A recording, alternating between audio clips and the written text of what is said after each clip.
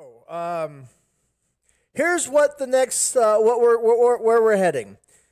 First thing we're gonna do is we're gonna watch a 10-minute video. Well, that's the second thing we're gonna do. We're gonna watch a 10-minute video that's kind of sum up some of the material I didn't get to last week, but we're just gonna watch the video. It's gonna do the summing up for me. It's Crash Course History, which I like. Crash Course History. You can find it online. He is not a Christian, and it shows at some points. But I like his material and whatnot. So we're gonna watch a Crash Course History on the 7 Years' War. That's going to cover the first Great Awakening, which we're kind of skipping over. Which I don't know if we really should skip over as much as we're going to. Though the second Great Awakening is much more important than the first Great Awakening. The second Great Awakening the first Great Awakening takes place about the time right before the American Revolution. What we're going to do after that is we're going to talk about the deism. We're going to start with deism and the rise of deism and what that means and whatnot. I'd hope to get through deism today and and um, and whatnot. So I hope to get through the deism today. That way we can talk about the Second Great Awakening next week, and after that we will be after that we will be talking about a section I'm going to call friends, foes of the faith. We'll call it foes of the faith. We're going to talk about materialism, communism, the rise of some of the thing, humanism, evolution, things like that arise at the beginning of the 1900s, and then we're probably going to quit with church history. I'm not going to take us all the way to today, partly because some of what we talk about is still playing out. We don't know all the effects of some of what we're still talking. We would start talking about at that point, because it's still ongoing. Like, what about the tongues revolution of the 1960s? How is that going to play out? Because you guys are still walking around with us. You know, how is the Jesus movement? How's that going to play out? Because some of you came to Christ during the Jesus movement, so we're probably not going to talk. I think we're going to stop about the 1900s and just call it. We'll talk about some of those films if we want to call it. So that's going to mean we got about 3 weeks of me actually teaching. We got the praise night coming up soon, and we have a video we're going to watch while I'm out of town. That's actually a really interesting one on I forget what it's called. It's Saints on my desk, one of the drawers. Go get the video. There's a movie up there on one of the top drawers right there. Anyways, it's a really interesting movie. But before we get started, there's the issue of next week. Now, next week is Independence Day. We have an option of we could meet or we could vote and not meet. Now, I will respect whatever you guys as a group choose. I'm going to vote for not meeting myself because Little Texas is in concert in Henderson and I want to go to that. But if we don't, I can miss that. That would be okay. But we do need to decide whether we're meeting next week or not. I told you we'd have a Democratic vote. Thank you. That's the vote. Yeah, the movie we're going to watch while we're gone is Saints and Strangers. It's about the founding of the country and the religious aspects and of violence around the Revolutionary War. Some of the stuff I'm skipping on purpose because we're got the video that will cover that. So, And some stuff will be duplicated because I've talked about it. So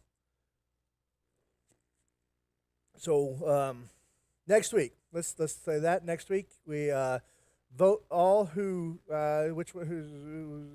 if you do not want to meet, raise your hand. All right, that's the majority of the people. So sorry, she doesn't care. Okay, so no service next Tuesday. It's Independence Day. We're going to enjoy your barbecues and your 4th of July ceremonies and whatnot. And so we will enjoy that next Tuesday. So next Tuesday, not week after that, we'll be talking about the Second Great Awakening and that era, and then we'll talk about foes of the faith, and we'll be out of town, and then we got 2 weeks of that. So we got about 5 weeks left of church history. Then we're going to start on Genesis chapter 1. And we're going to start, actually it's better sheet. We're actually going to start with the letter Alpha. And where I'm going to take you through the beginning, I've already decided the first thing we're going to do is I'm going to teach you a little bit of Hebrew alphabet. So that when I talk about something, you're going to be like, I may not understand, but at least I can see what he's saying. So that's where we're going to start, is with a little bit of Hebrew alphabet, so that when I throw up a Hebrew word, or the Hebrew, you're not going to be like, that looks like chicken scratch. So we're going to say, because I am going to talk about some of the Hebrew as we talk about Genesis chapter 1, and we're going to talk about some of the letterings, and we're going to talk about some of the, so I've already started working through it. It's going to be several weeks on just one chapter. So we're going to spend quite a bit of time on just Genesis chapter 1. In my personal opinion, the first 3 books of the Bible are the fundamental books of the chapters in the Bible. The rest of the entire Bible is built off of those 3 chapters. And so even the works of Jesus will go back to those 3. If we don't understand Genesis with Adam, then we miss a lot of what Jesus is doing, because he's so I'm going to spend quite a bit of time on Genesis chapter 1. I don't know how many weeks for sure, but it will be several weeks in Genesis chapter 1. So that's where we're heading in about 5 or 6 weeks. So, sound good to you guys? All right, so let's begin with the video to catch us up where I didn't get to last week because I got behind. I started rambling. That was my fault.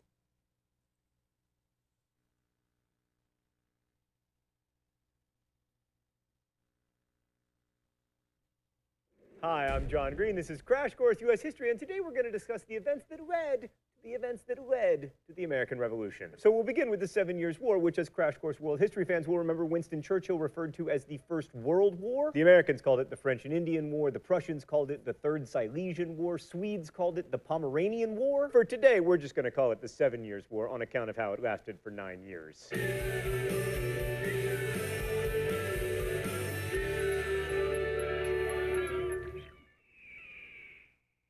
So here at Crash Course, we take a broad view of history, and rather than talking about the minute details of wars, we try to focus on the important stuff. Causes, effects, anytime Vladimir Putin might show up, and teacup kittens. And as far as causes go, the 7 Years' War was really, like most wars, about economics. Mr. Green, is this economics class? Because I don't remember signing up for it. Yeah, this is economics class, me from the past. It's economics and religion and psychology and anthropology and astronomy and physics and ecology and literature. That's the great thing about history. You can't put the past into little boxes that you study for 50 minutes a day until the bell rings. You can't separate what happened from what people wanted and believed and valued. Right, so mercantilism was the key economic theory of the British Empire in the 18th century. Because while Adam Smith and David Ricardo were talking up free trade and economic liberalism by 1750, no one was really listening. Mercantilism was basically the idea that the government should regulate the economy in order to increase national power. This meant encouraging local production through tariffs and monopolies, and also trying to ensure a favorable balance of trade. And colonies were an awesome way to create this favorable trade balance because they both produced raw materials and bought back finished goods made from those raw materials. But for it to work, you always need more and more land, so you can have more raw materials and more colonists to buy finished goods. By the way, it's important to understand the centrality of slavery in this colonial economy. I mean, the most important colonial trade goods were tobacco and sugar, and both of those crops relied heavily on slave labor. And slaves themselves were a key trade good in the so-called triangular trade between Europe, Africa, and the colonies. As one historian put it, the growth and prosperity of the emerging society of free colonial British America were achieved as a result of slave labor. So Britain's greatest rival in the 18th century was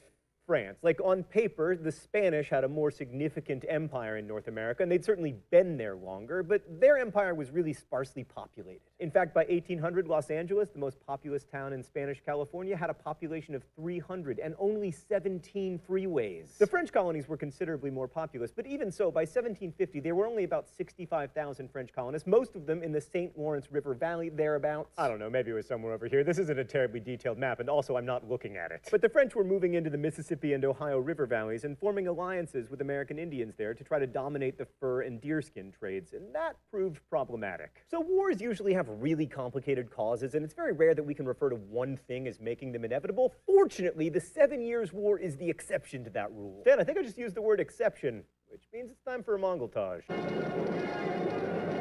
I guess they heard there was an exception in town. So in 1749, the governor of Virginia awarded a huge land grant to something called the Ohio Company, which was basically a real estate development firm designed to benefit the governor of Virginia's friends. The Native Americans and their French supporters thought this was bad form because they thought they had rights to the land. So the Ohio Company asked the French to recognize their land claims, and the French were like, no! Let's go to the thought bubble. The actual fighting began when the British, or more precisely British colonists, led by a 21-year-old militia colonel named George Washington, yes, that George Washington, tried to eject the French from the forts they were constructing in western Pennsylvania.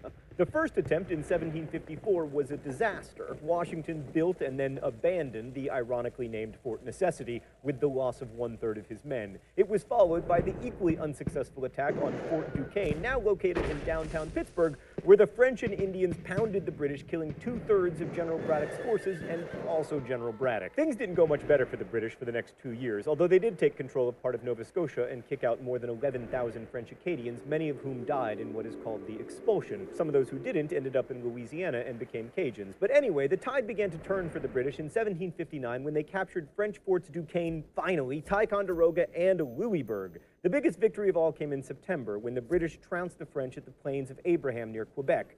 Montreal surrendered the next year. The rest of the battles aren't that important unless you were fighting in them, and I'm sure you can count on the French and Indian War aficionados to fill the gaps in comments, but suffice it to say that the British were victorious in North America, the Caribbean, Europe, and as far away as India. The war continued officially for 3 more years and ended with the Treaty of Paris in 1763. Thanks, Thought Bubble. So the most obvious result of the war was territorial changes, particularly in the green areas of not America. And even though Britain won the war, they arguably got the short end of the territorial stick. Under the terms of the Peace of Paris, Britain got Canada from France and Florida from Spain. In return, France got Guadeloupe and Martinique, Caribbean sugar islands that were much more valuable, at least monetarily, than Canada. Sorry, Canada, but if you want to be valuable, grow some sugar. And not sugar beets either, Canada. Real sugar. And Spain got Cuba with its awesome sugar trade, and the Philippines with its proximity to China, which were much more valuable than Florida. I mean, at the time, Florida did not even have Disney World. Instead, it had yellow fever. But the real losers of the war were not the British or the Spanish or the French, but the Native Americans. The shuffling of territories meant the French were out of the Mississippi and Ohio River valleys, and the American Indians were stuck with the British, who kind of sucked. And as the British moved west, Native Americans felt compelled to fight back. Oh, it's time for the mystery document? The rules here are simple. If I'm wrong about the author of the mystery document, I will be shocked by electricity. If I am right, I will be shocked by my knowledge of 18th century primary sources. Okay, here we go. We humbly conceive that it is contrary to the maxims of good policy and extremely dangerous to our frontiers to suffer any Indians of what tribe soever to live within the inhabited parts of this province while we are engaged in an Indian war, as experience has taught us that they are all perfidious, and their claim to freedom and independence puts it in their power to act as spies, to entertain and give intelligence to our enemies, and to furnish them with provisions and warlike stores. To this fatal intercourse between our pretended friends and open enemies, we must ascribe the greatest of the ravages and murders that have been committed in the course of this and the last Indian War. We therefore pray that this grievance be taken under consideration and remedied. Enough. Usually, you either know it or you don't. And I don't. The author is clearly not an Indian. The first person plural makes me think the author is probably not an individual, which makes it harder. Certainly we're getting a taste of the tension between colonists and Native Americans on the frontier. But who is writing about this tension, I have absolutely no idea. Stan, you get to shock me. Who is it? Are you serious? I told you it has to be an individual person. Fine.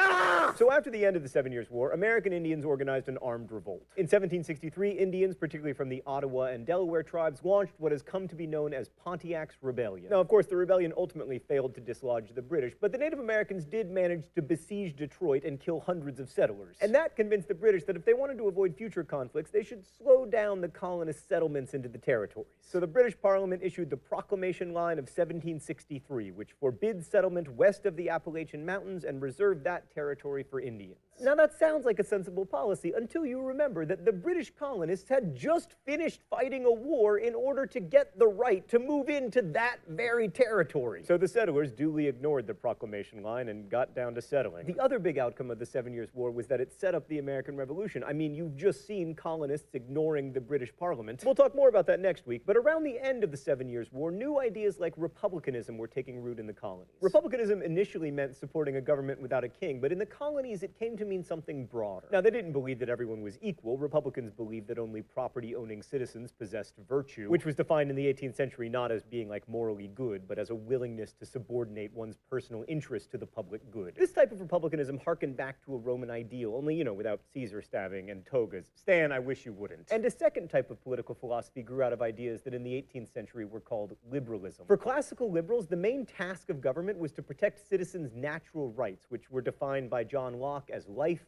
liberty, and property. For liberals like Locke, governments were the result of a social contract whereby individuals would give up some of their liberty in exchange for a government protecting their natural rights. So republicanism and liberalism were undermining traditional political authority, and so was the Great Awakening, in which Americans awakened from being very religious to being super religious. The Great Awakening took place in the early decades of the 18th century, and it was a revitalization of religious feeling, energized by revival meetings and the introduction of new denominations. In the early part of the 17th century, most of the English colonists were Anglicans, unless you count the Catholics running Maryland. But by the time of the Great Awakening, there were also Presbyterians and Baptists and Methodists, so my! Even the old-line Congregationalist churches were challenged by so-called New Light ministers who placed less of an emphasis on predestination and more on an individual's experience of salvation or being born again. So religion became much more emotional in the colonies, especially after the arrival of the Englishman George Whitefield, who went on a preaching tour from 1739 to 1741. The main thrust of his sermons was that humans need only repent to avoid the horrors of damnation and be saved. And he believed that salvation was within each individual. It's worth noting that this rise in religious fervor was not confined to America or even to Christianity. Like, for instance, Wahhabism, the Islamic reform movement that's still very closely associated with Saudi Arabia, began in the Middle East around the same time. So one of the keys in the American Revolution was a breakdown in respect for authority. And this was fueled partly by economics, partly by political philosophies that undermined faith in governance from afar, and partly by religious revivals that criticized not only church hierarchies, but also other aspects of colonial society. I mean, if people were going so far as to criticize their religious leaders and established religious norms, is it any wonder that they would criticize the acts of a parliament working an ocean away? We'll find out next week. Thanks for watching. Crash Course is produced and directed by Stan Muller. Our script supervisor is Meredith Danko. The show is written by my high school history teacher, Raoul Meyer, and myself. Our associate producer is Danica Johnson, and our graphics team is Thought Bubble. If you have questions about today's video, you can ask them in comments, where they will be answered by our team of historians. Thanks for watching Crash Course, and as we say in my hometown, don't forget to be awesome.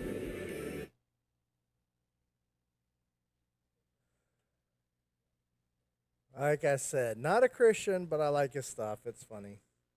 And he does a great job of summing up some historical ideas.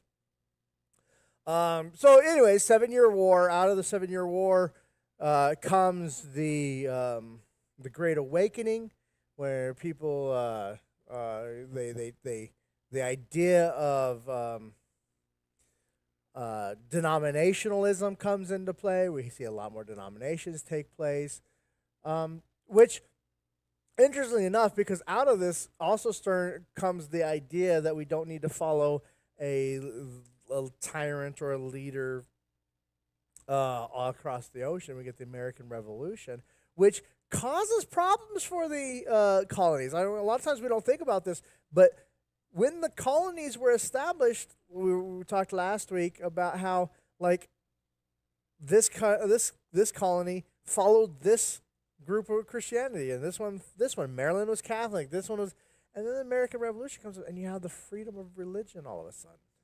That overthrows the system of government, the system of religion that they themselves had established. So a lot of the colonies have problems with this in churches, because now all of a sudden this state is no longer just Catholic or Lutheran or whatever. You got this state is now got Baptists and Methodists and Lutherans and Anglicans and Catholics and Methodists and all mixed together in one town, and let alone one state. And so you have this idea that it will really change the way religion works here in the United States. We often complain about how many churches are, even to the point now where people complain about how many churches are in one town. This town we only got 2. We got the Catholic Church and us. But across the river, how many churches do we have over there? Oh, there's more than that. There's a lot of churches over there. Some of them are really tiny, just meeting houses. And some of them are fairly big, and some people say, well, we're just fighting. But and in some regards, they're right. Sometimes it does seem like we're dividing ourselves, but in other ways, denominationalism can be a real blessing. It really can. Streams of living water rushing to the river, and in ways it keeps us from fighting with each other, because we're not going to agree on certain issues. It's just reality. There are some things that we're not going to agree on. I read the scriptures. I say, this is what it says. You read the scripture. No, this is what it says. And I say, well, I'll point to the Greek. But there are other Greek scholars. I was doing some work in 1 Corinthians chapter 14, the passage about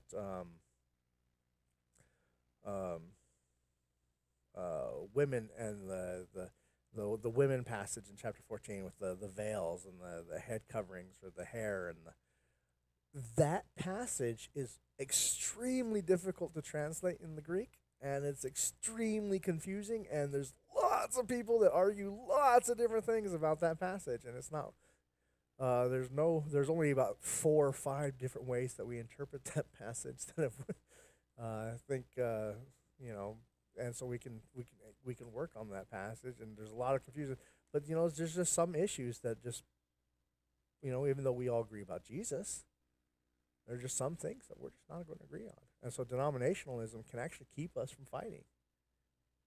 So it can be a blessing. It really can. I think sometimes we take it too far when we start going to war with each other. But it can be a blessing.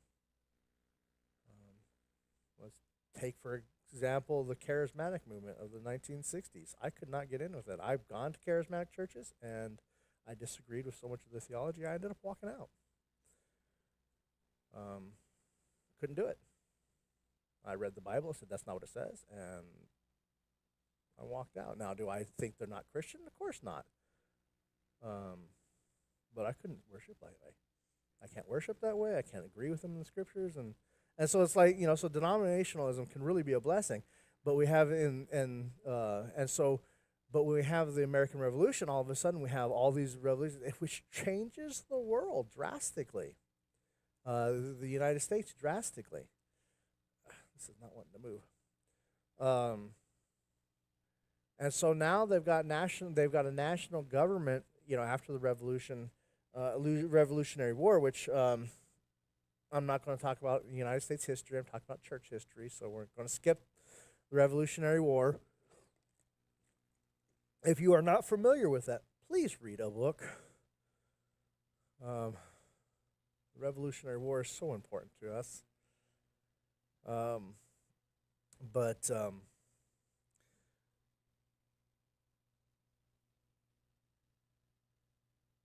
and it's not just American churches. Canadian churches are affected by the Revolutionary War. Canadian Baptists and Congregationalists, Anglicans were strengthened to 30, 40,000 as they migrated into Canada and left, the fighting behind. And there was, the French Roman Catholics, and so it really divides. It really is a time of change, and some of that change comes because of philosophies that are not directly Christian, though they do affect the Christian world. And I'm talking about rationalism, the growth of rationalism. Well, when I say rationalism, what do you think?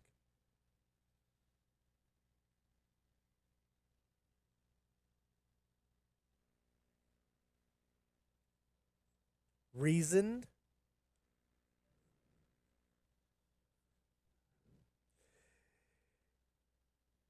In what we call the rational era, you get a period of time in which people are looking, and it still very much affects this where we're at today. They look for uh, they're looking for the nature of religion. They're looking for a rational, well explained, scientific, industrial. This is the time of the Industrial Revolution. Well, right after this, but anyways. So you're seeing that this is a very much a time period where you're setting up the scientific method will be discovered. The idea that you can test the boundaries of truth and see what truth is by laying out hypotheses and testing those. And so you're going to have a philosophical views that are looking through the world through this rational lens, and you're also going to see religious views that are come out there. For example, we know that George Washington, who was an Episcopalian, would have been probably, because the Episcopalian Church at this time, so probably would have been a deist, because that's what they were teaching at the time. Now, that brings about an interesting point. What is deism? Deism. That's something that we need to discuss because it's going to affect the rest of church history. Deism.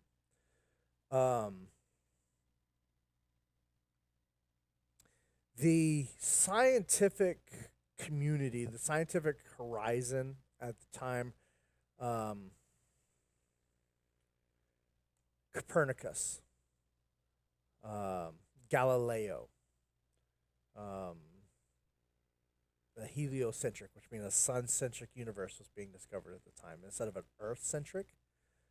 Though most scholarly people knew that the Earth revolved around the sun already, and that the center of the universe was not the Earth. Now you have people actually studying it and doing questions and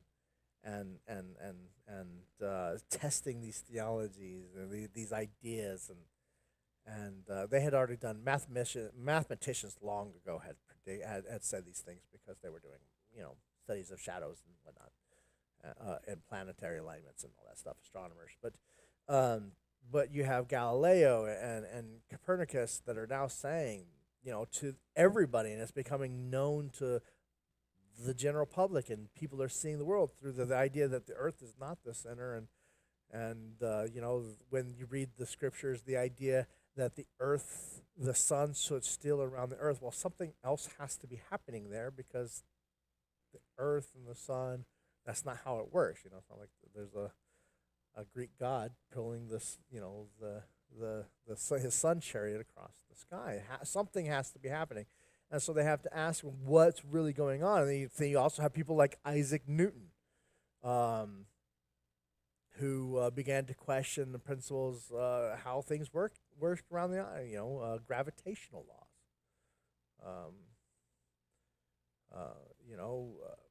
Gravitation provided the key to unifying the phenomena of physics. Really, until Darwin, his biological growth, the gravitational thing was the big unifier. Um, and and so you have this this desire to see the world for the realities it is. How do we see the world, and how can we test that? And so we have this idea like who is God, and other questions people things have been asking for a long time. And then on top of that, as Christians, Christianity is no longer because of things like the Revolutionary War and because of other wars that are happening. Christianity is no longer the one that's controlling everything. So you have other religions starting to pop up back up, or that and they're these non-Christian religions are being brought back into Europe, and so they're finding similar principles, and they're asking whether there could be this basic natural religious element. And you have these philosophers and even these priests that sort of believe but don't actually believe, because Christianity has been notorious for having pastors that don't actually believe in the Bible. They just sort of believe in it. And go to TikTok, you'll see plenty of those they're pastors that don't actually believe the Bible. And so we have all these, and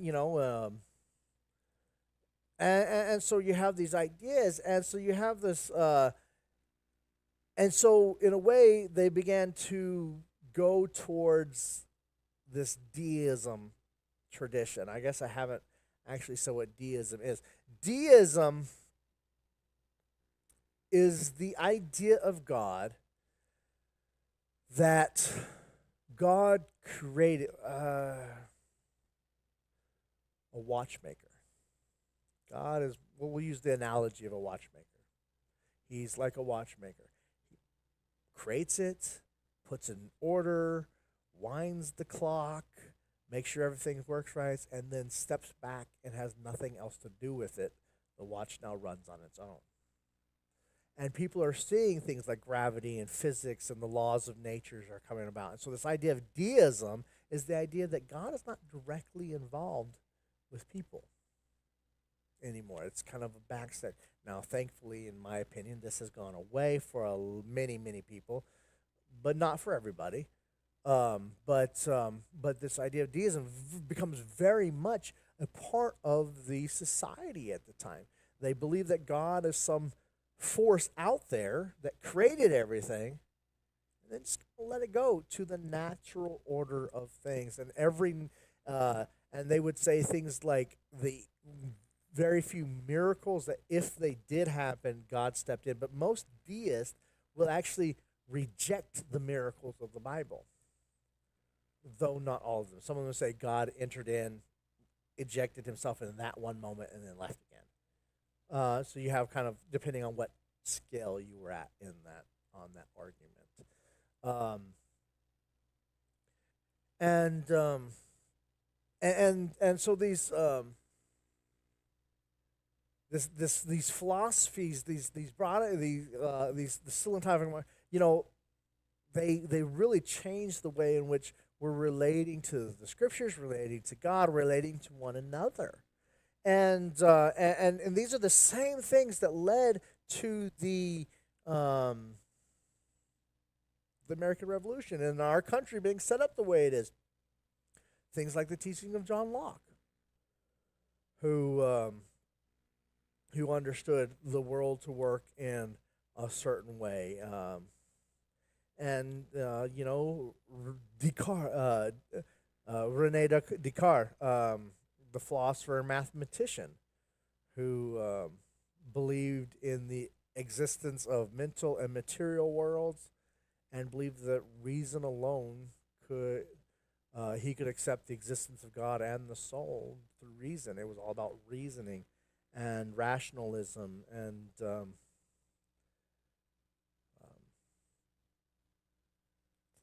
Descartes developed a philosophy in which his starting point was doubt everything except his own consciousness and his ability to think. Everything else is in question.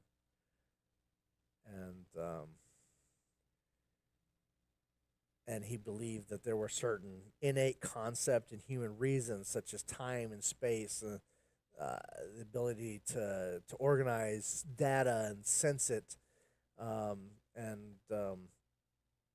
that really changed the scientific philosophical world around him. Um, and the way government works. A lot of our early founding fathers were followers of Descartes and Locke. Thomas Jefferson was a big fan of Locke.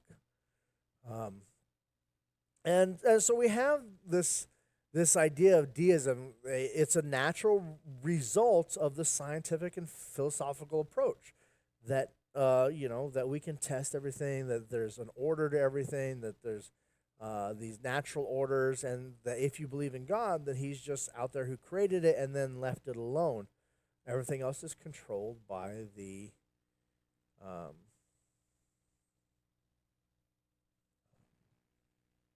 the natural order He put in place, which was a big shift from what we see in early writings, where they believed in things like angels controlling, like there's an angel over the sky, and there's an angel over the water, and there's an angel over your computer, and there's an angel over the, and there's demons that affect each one of those as well. There's demons of the water, there's demon that, and everything's the spiritual battle going on, and there's and we see that. So it's a big difference. We see that. So there's just a logical structuring of the world, and see how that's still affecting our world today. We're still thinking in that mindset. I know with myself, when I read some of these older people, I have to put myself into their point of view, because I still see the world in many ways through that kind of mindset. There is an order to things. There is, God created things, but I don't believe God is the absentee God that the deism began to teach. And so he's, but God became an absentee father when during this movement. And it did spread. It spread throughout England into France.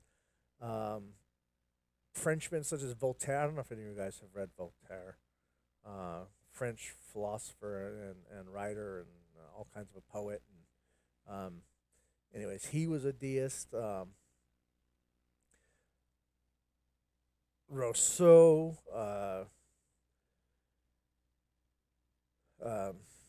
I could list a whole bunch of them. A lot of these people that you used to have to read in school, you don't have to read them anymore. And these free thinkers, I guess they were called. They spread deism throughout the world, and in doing so, they've changed the way we look and relate to each other and God and the scriptures. And if God is just kind of out there, then it doesn't really matter. A lot of things don't really matter. There was a separation that became a separation of of church and state. Well, God and church is separate. There became a relaxing on the rules, and drunkenism became very popular. I read some statistics one time, and I'm trying to remember them. How much alcohol early Americans drank before the Second Great Awakening, and it was, I'll have to look it up. It was crazy amounts. Like you think we have some drunks today.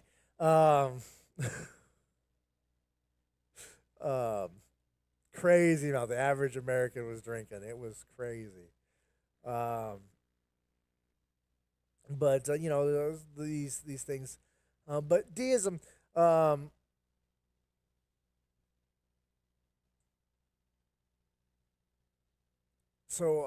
guess we could say deism. If we were going to say the dogmas of deism, if we're going to sum up most deism believes, and each deist group was a little different, but we could sum up: deist is a religion without written revelation, emphasizes the starry heaven above and the moral law within. They're one of the main dogmas of deism is that you have these natural laws that are not just in the world around you, but also within you. Those are where those inalienable rights come from. You have the rights; those come from this idea that of the natural laws. You have certain inalienable rights that are part of this process. They are moral laws from within you, and it was believed that God, who was the first cause of creation, marked by the evidences of design, and God left his creation to operate. Therefore, most of them do reject miracles. The Bible was a revelation from God, prophecy or providence of Christ as God man. Deists taught that Christ was the only. Most deists actually reject God, Jesus as God.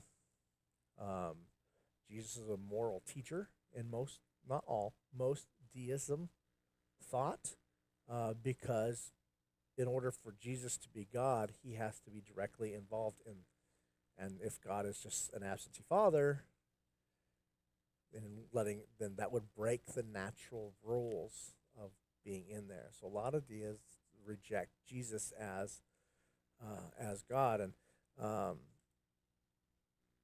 and so we do have that. They will put a stronger worship on the worship of God and instead move away from the worship of Jesus. There was a belief that virtue and piety were the most important worship that one can give. That means they didn't.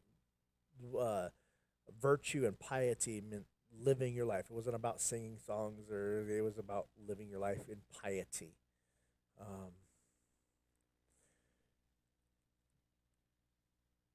A lot of that will come from the Puritans.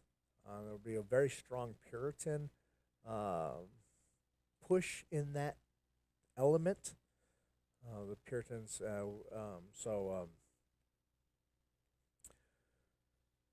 and a lot of the deists will see that God's laws in the Bible were ethical guidebooks, and more so than laws to be followed, just a guidebook. The dominant people that followed this tend to be the upper class, not so much the lower working class, some middle class, but a lot of the people that follow this tend to be the upper class, and this may be because they're the ones sitting around reading. Not like everyone has a TV set. There's no way to disseminate information through Facebook and TikTok yet, which is what we see people doing now. But it was largely the educated, rich.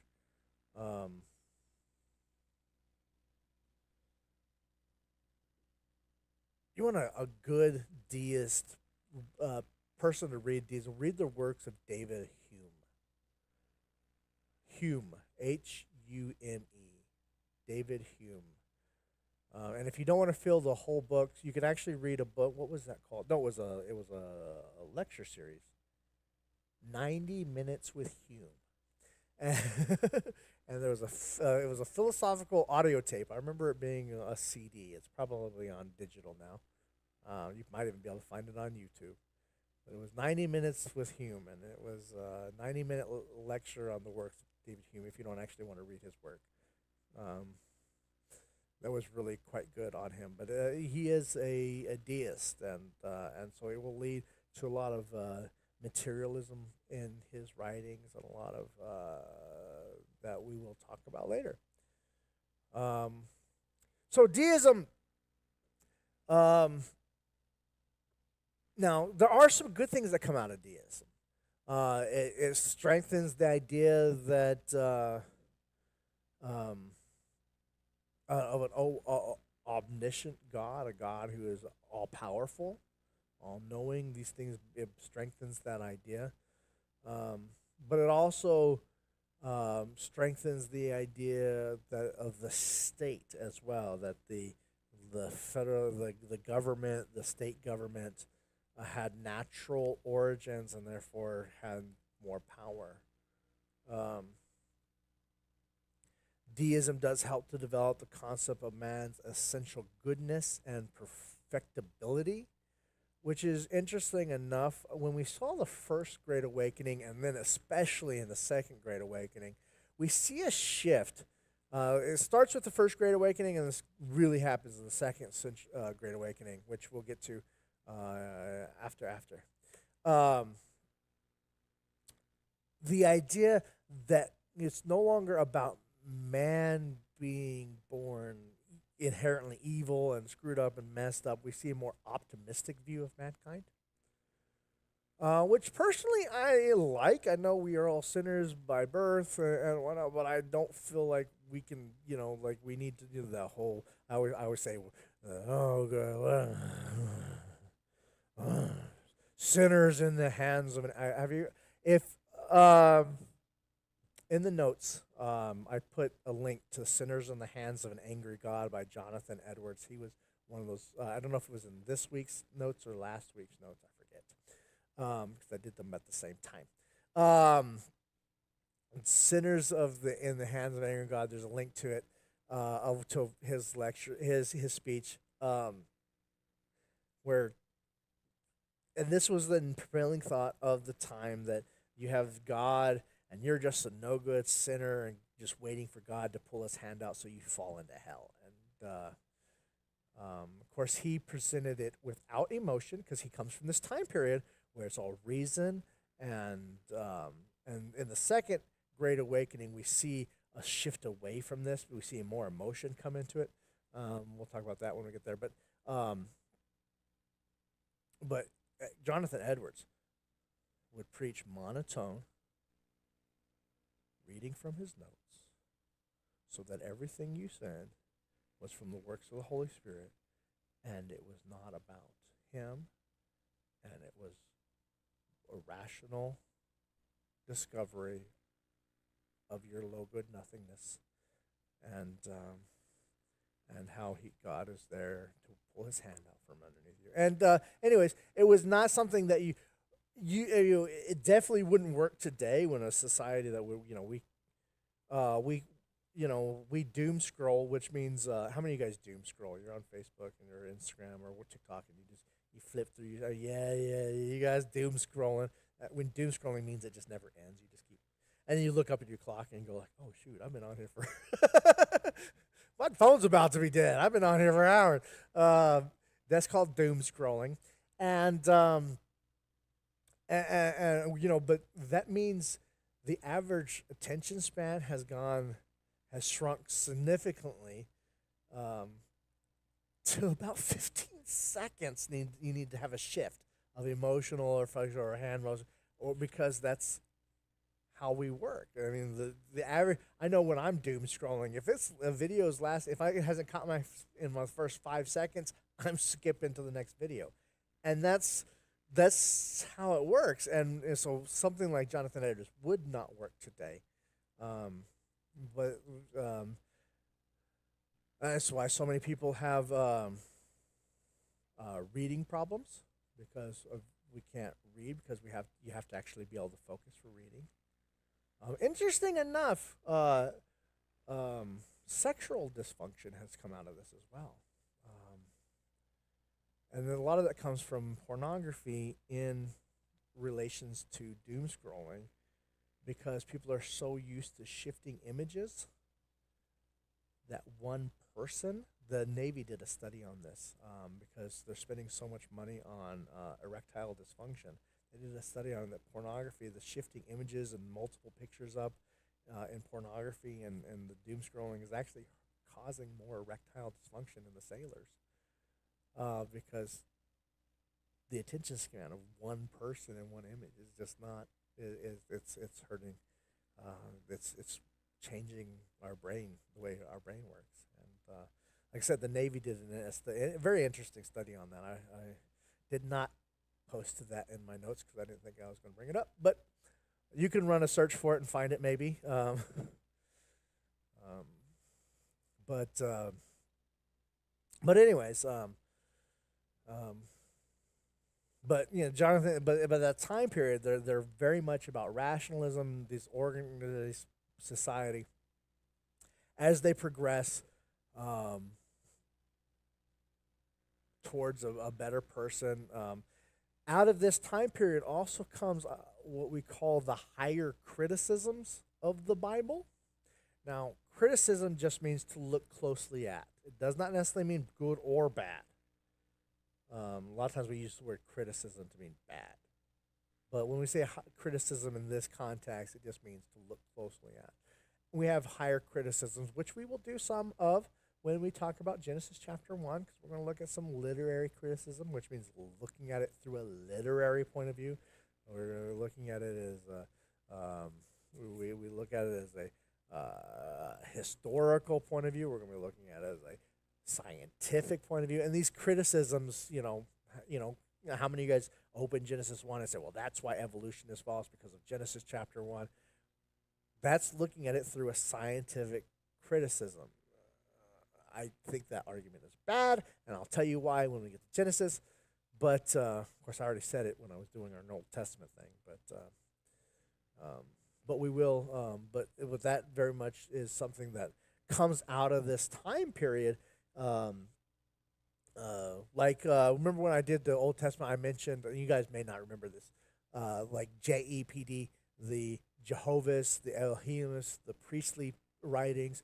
They believe that the Bible was written at different time periods by different people, and like Genesis chapter 1 is written by the priesthood at a much later time. Genesis chapter 2 is written earlier by the Elohimus. Then you got Genesis chapter, then you got other chapters written by the Yahwehist and the Deuteronomistic, or Deuteronomy, obviously, and you have different. So they're looking at it. So all of that kind of thinking of trying to tear apart, see who wrote it, all the that kind of thinking comes out of this time period because you're looking at it through a scientific rationale point of view. And there's good in this, and there's also bad in this too. You start tearing around a point of work. Sometimes I think we've gone too far with that, and we stop and say, what was going on at the time? Why did the final editing of this look like this? And that kind of thing. And so I think that's something we have to, take in consideration. But it does come out of this time period, so it does have some good things and some bad things. I didn't realize we were almost out of time. I should have said something. Oh, there's Descartes. There we go. Let's mention these real quick. We won't talk about them very long. Part of this time period, we're going to see mysticism come into play. Now, mysticism is something that's going to be part of our society even today. The mystic societies, a lot of books that will be written by that should have been in the Bible were actually written at this time period. The Emerald Tablet of Thoth will become from this time period. Some weird stuff. But we also see some things that we might know of, like Quietism. It was a mystic movement within the Roman Catholic Church during the 17th century and emphasized the immediate an approach to God by the passive soul opening itself up in its inner light, often through not speaking, so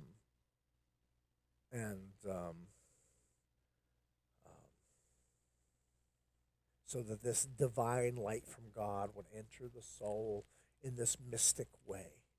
Now, we talked about mysticism before. Remember when we had talked about mysticism and some of the other things? Well, it's going to make a reappearance at this time period.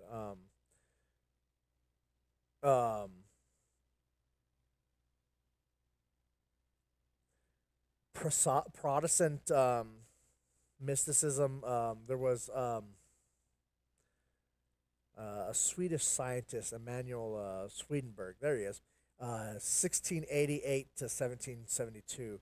He came to the conclusion that behind the physical world of nature was a corresponding spiritual world. And he maintained that communication between the two worlds was possible through conversations with heavenly beings. And we're going to see like a lot of and out of this mysticism movement, we're going to see a lot of those great horror movies that some of you don't lie. Some of you guys like to watch those things.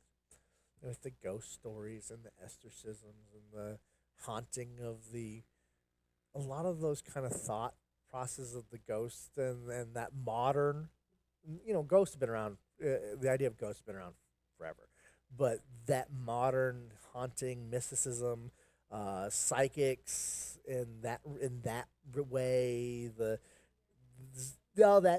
comes from this time period, as they begin to. There's a spirit world all around us, so we can communicate with them, and ideas that will come also. They'll find works that from the 1600s that supported their ideas, like the Keys of Solomon, which said that Solomon trapped demons and controlled them, and that's how he had his wealth. And I have a copy of the Keys of Solomon, which is really interesting. All kinds of, if you watch the movie, the TV show Supernatural, a lot of the symbols that are carved in their cars and on their chest and all that comes from the Keys of Solomon. But yeah, so you're going to see a growing, and I think what's going on when I say that is because you've got this rational group of people that's all rational, and so you're going to see this group of people that's going to reject that completely and say there's this completely spiritual world away from the rational. We always see this divide whenever you have a group that's just, you're always going to have and the truth is usually somewhere kind of in the middle, but but we have these two different groups, and so we're going to see that happen. That really begins to during this time period.